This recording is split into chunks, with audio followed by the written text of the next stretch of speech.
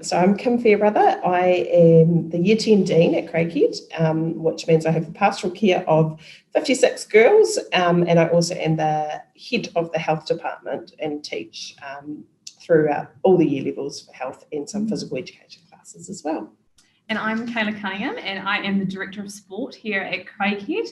I also teach Year 7 PE, just one class, and Year 9 Health as well. So we work alongside each other in that. When lockdown came about, obviously it happened quite suddenly, and our first thought was we wanted to keep everyone together as a community, especially because Craighead is quite a tight community. So our thoughts basically started with, how do we do this? How do we keep the girls engaged?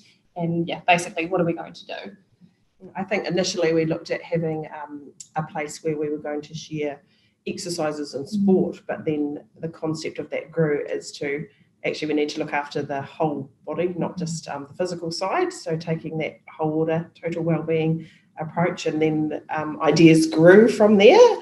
And initially we started with getting the staff on board because students love to see the teachers involved.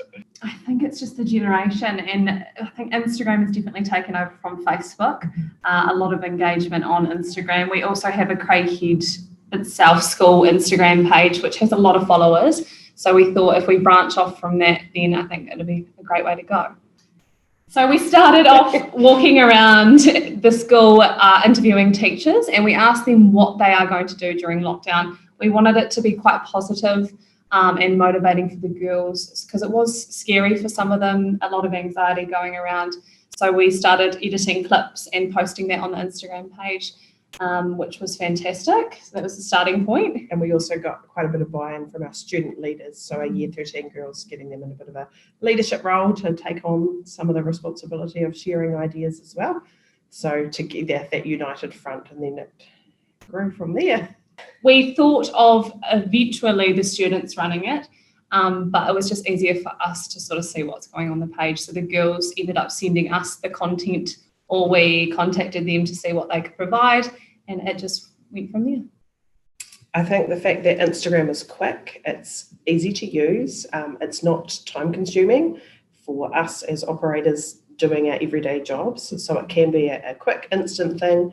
Our followers or our viewers, they can take what they want from the page. So whether that be it's a nice positive quote, or it is a health and wellbeing tip, or it's an exercise routine, if they want to go through it, they can, and if they don't, they can ignore it.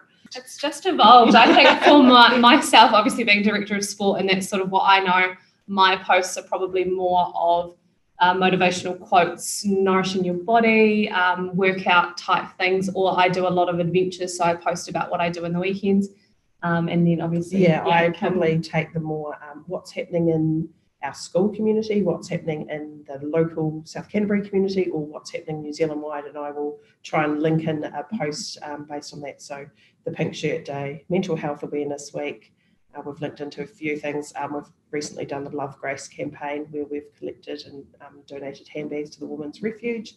So I think that is probably how the page has evolved as well. So we've gone from there as to, now that COVID is kind of finished, we are taking that community approach. Definitely. I've noticed a lot of parent engagement on the page as well, quite a few old girls. So when we were doing this page, we intentionally contacted quite a few old girls that we knew that would have buy-in to this. So they sent in tips and tricks to get through lockdown, or videos and workouts and motivational things to help the girls. Also just the community. We had local police officers sending in videos, and we also branched further to likes of Jane Watson and the Silver Ferns, which they all follow the page now, which is fantastic. So it has branched out just from students, I think.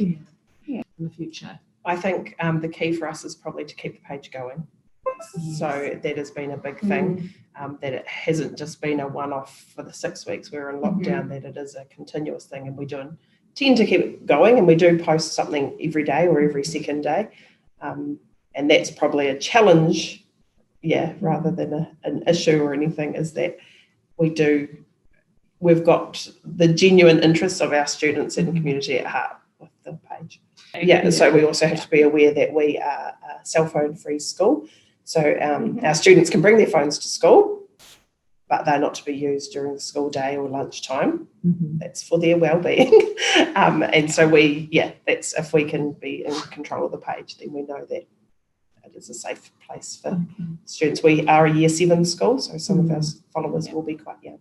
I think just continuing with this page, especially with the girls coming through school, keeping that student engagement and buy-in from our students and our staff, just continuing focusing on the girls' well-being and seeing whatever we can do to help them.